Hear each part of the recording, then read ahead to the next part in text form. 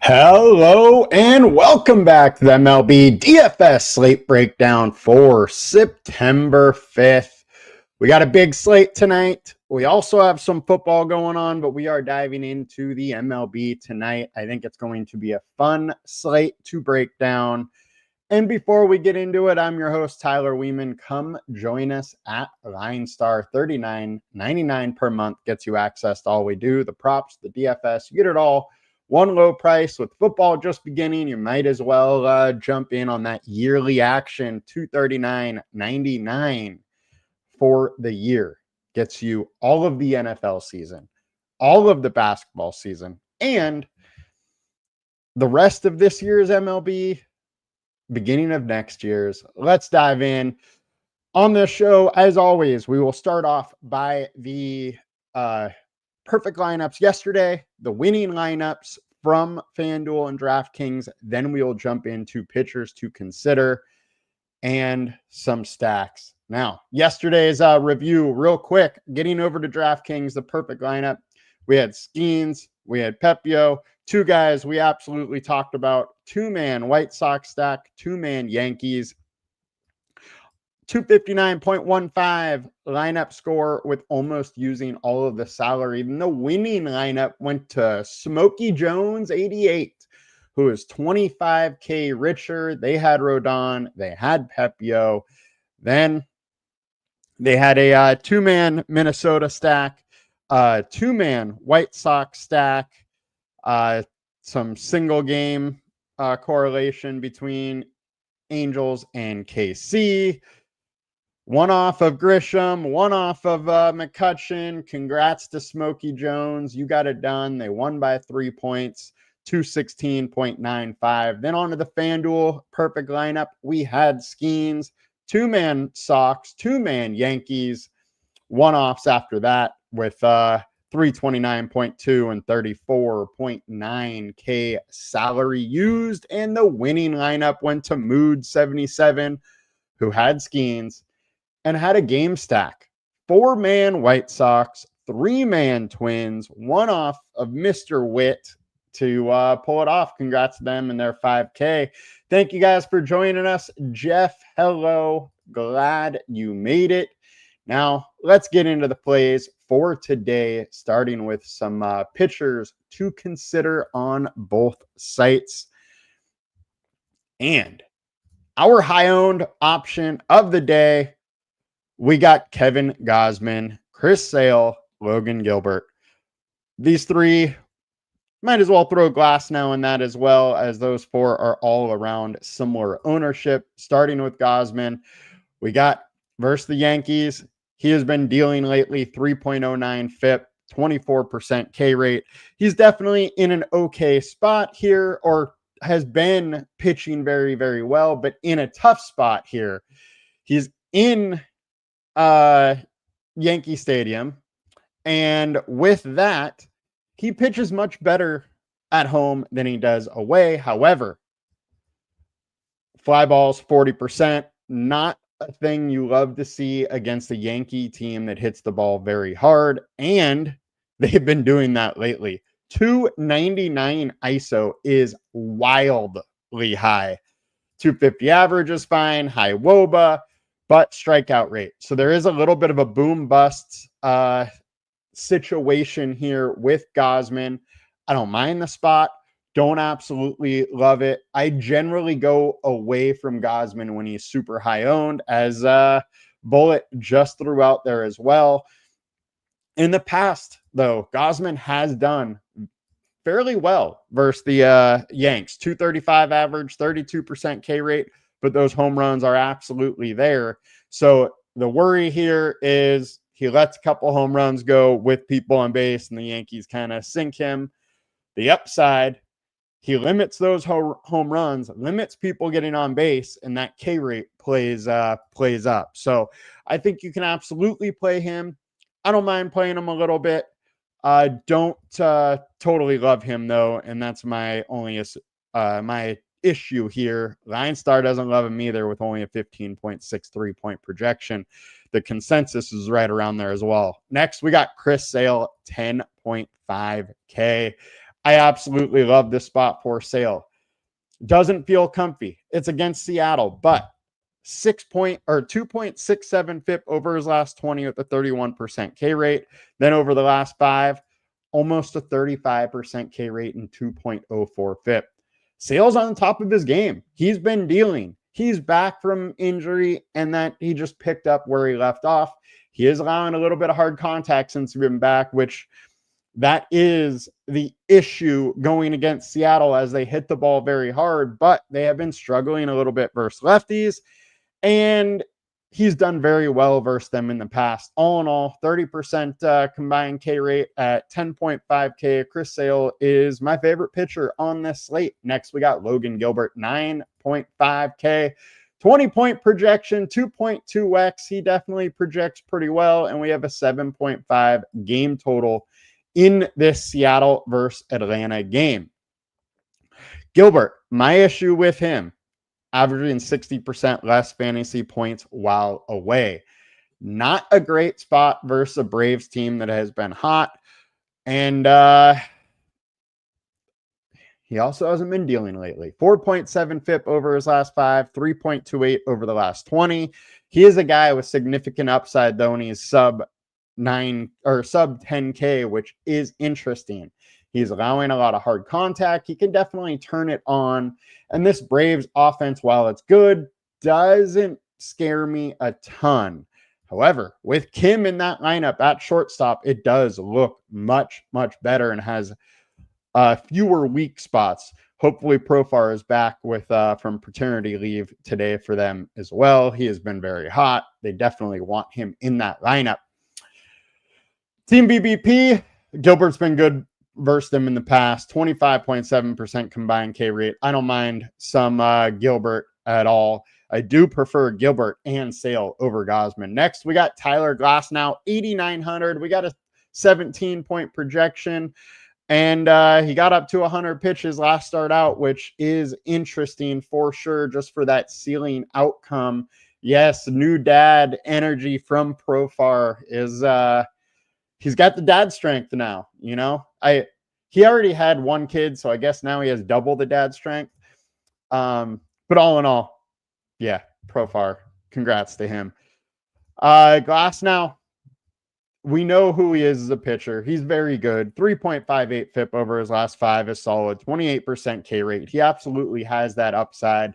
And he's been solid. He is now versus Baltimore team that hits righties okay, but all in all, I'm really not scared about Baltimore. The one issue is this ballpark has been playing up to bats very well, and we have high 80 temps, winds blowing out. It's not ideal conditions for pitchers on this slate. It is much better for hitters, but Glasnow is good.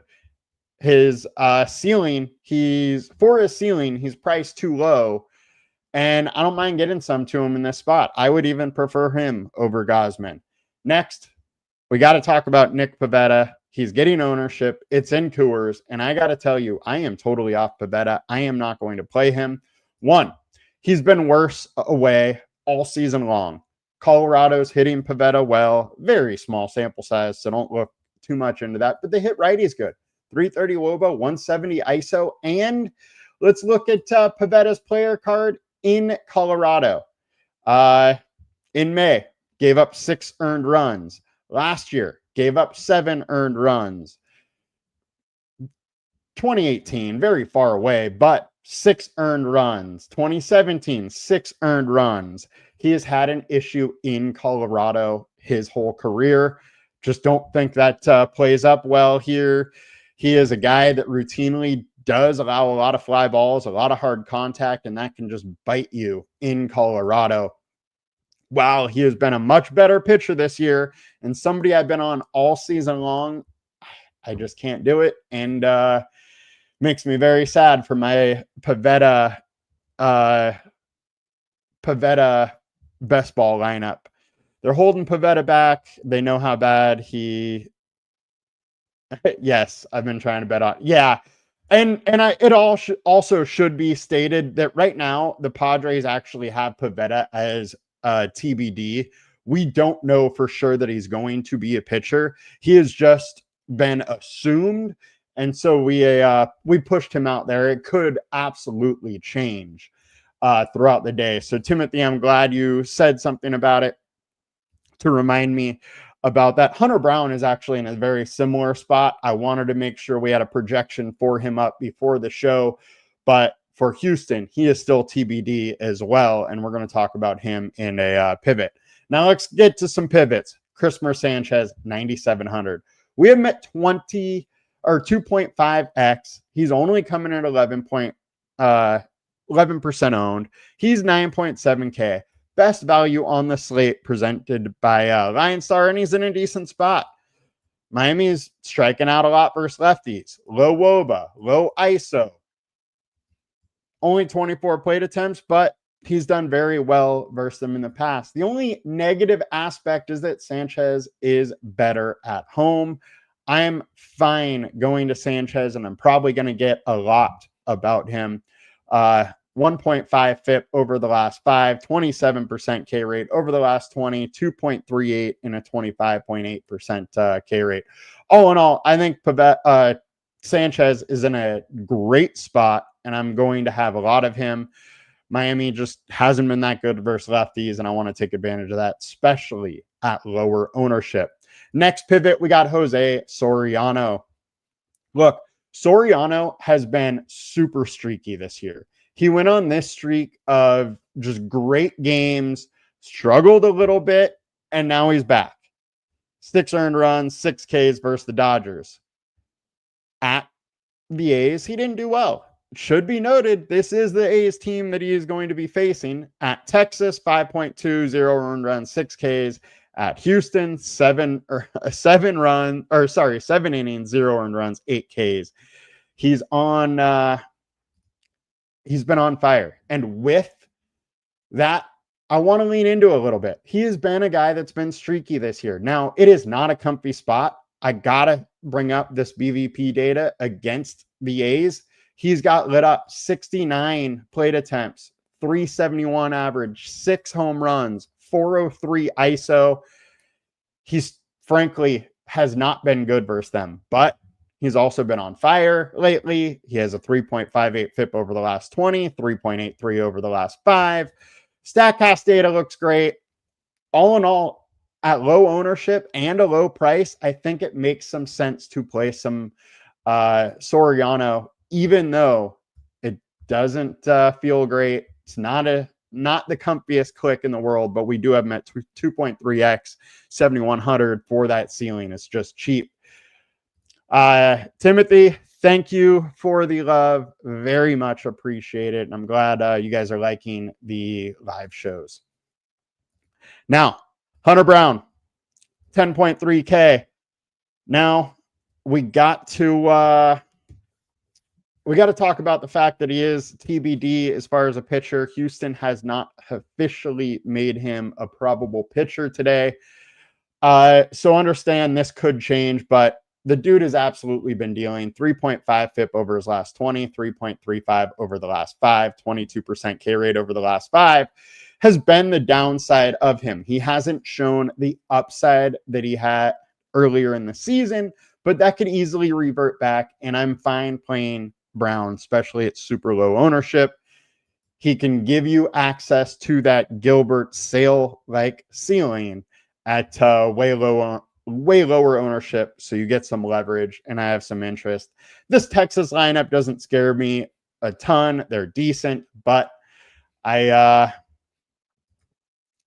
at least worrisome, decent ISO, decent WOBA, average, don't strike out a ton.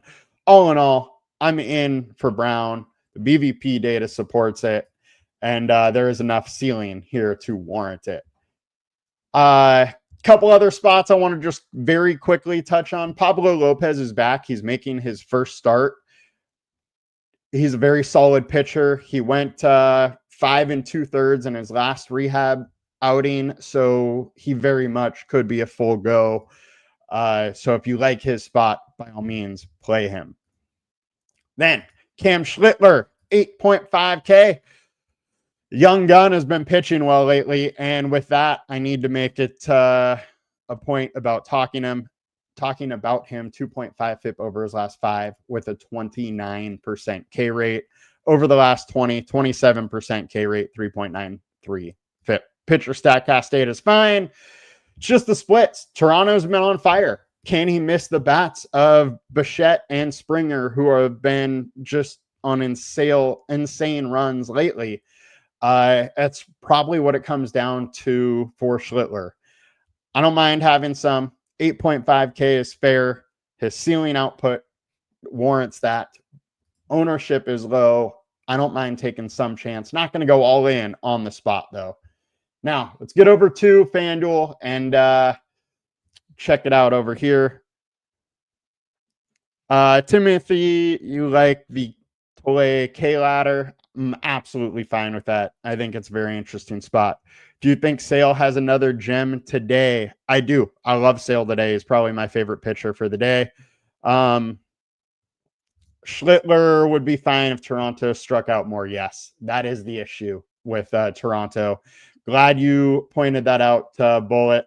Very much appreciate that. Yeah, Toronto's been very good and not striking out a ton.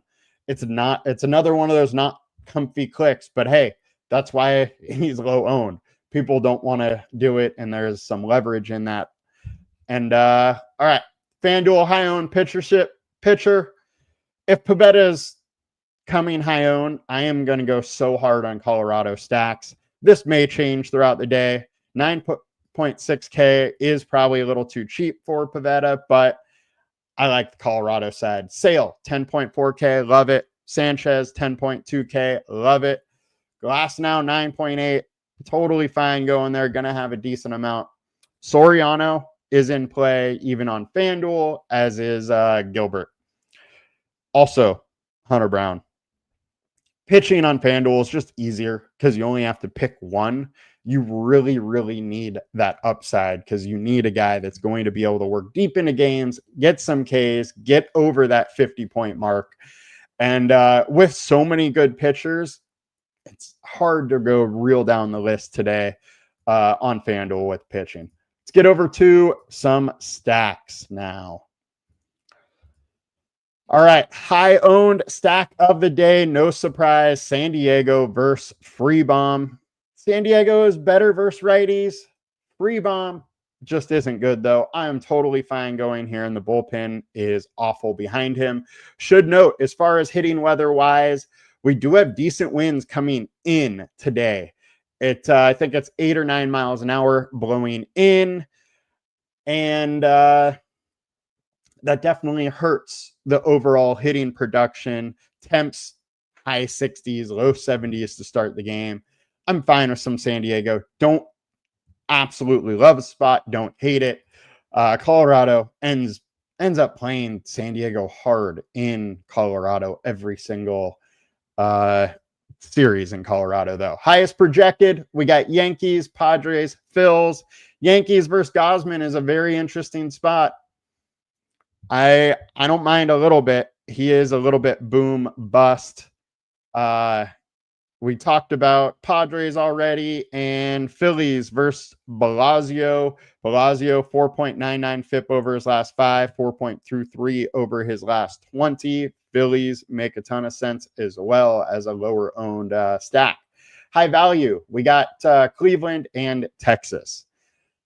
Don't love the Texas one versus Hunter Brown, but if you can get him cheap, makes some sense on some lineups where you're trying to get different. Cleveland versus Griffin Jacks. It's going to be a little bit of a bullpen game for Tampa Bay, but nice hitting park. Don't mind a little bit. We do have to worry about weather a little bit as it's Tampa Bay in September, but don't mind playing them. High ceiling, Yankees, and high leverage, also Yankees. Let's click the teams tab to run it down here with the implied run total. So highest implied run total we have is the Padres, 6.1. There's a giant number when it's 1.2 higher than the Angels. I'm fine getting to some Padres. Angels at 4.9 versus Mason Barnett is interesting. Barnett hasn't been good. The bullpen isn't good. A lot of reasons to want to go there. Dodgers versus Dean Kremer. The issue with going against Dean Kremer, he is significantly better at home. But we have nice hitting weather, and the Dodgers can bring it. However, they haven't been all that great lately. I'm still fine going with some Dodgers stacks. Erod versus the Bo Sox makes a ton of sense to me to want some Bo Sox at 4.7 implied run total. Yankees 4.7, Phillies 4.7, Colorado at 4.4. I love the spot for Colorado if Pivetta is the pitcher. I just don't trust him in Colorado whatsoever, and I will probably hammer those Colorado stacks. St. Louis versus Carson Seymour. I don't love it. Don't mind it. At least it's in St. Louis, not in San Francisco. Arizona versus Tole. Tole was good in his outing, so may not want to pick on that spot. Toronto versus Schlittler. Don't love it. Casey versus Pablo Lopez. Don't love it. A's. I don't mind playing both sides of this one. Soriano's got lit up versus the A's, and behind him is a terrible bullpen. So while I like Soriano, I don't mind having some A's bats as well. If he is not inducing ground balls, the A's could go nuts.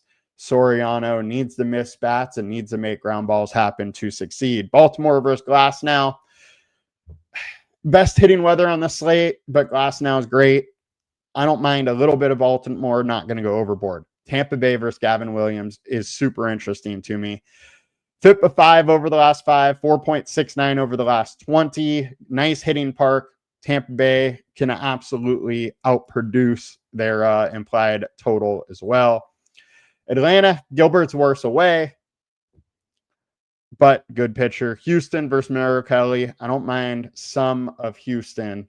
Then we get down on the board here, and there's really nothing I love. Cleveland's cheap at least, so don't mind a little bit of them. I'm really probably sticking up more so toward the top of the board today. So that will do it for us today, guys. It was another great week, really. And now we got football going on. A reminder, I will have a NFL DFS show later this afternoon for the main slate. I simply don't have enough time, so I do not think I will be putting out a Friday night DFS, but I am going to try if I can get it done. All in all, you guys have a good one. I'll be back in about 30 minutes for the Full Send Friday prop show. See you later, guys. Have a great weekend. Let's make some money. It's an exciting one with NFL back as well. Peace. Please like, comment, subscribe, do all that good stuff. Helps us a ton. I don't say it enough. So please do it. Peace.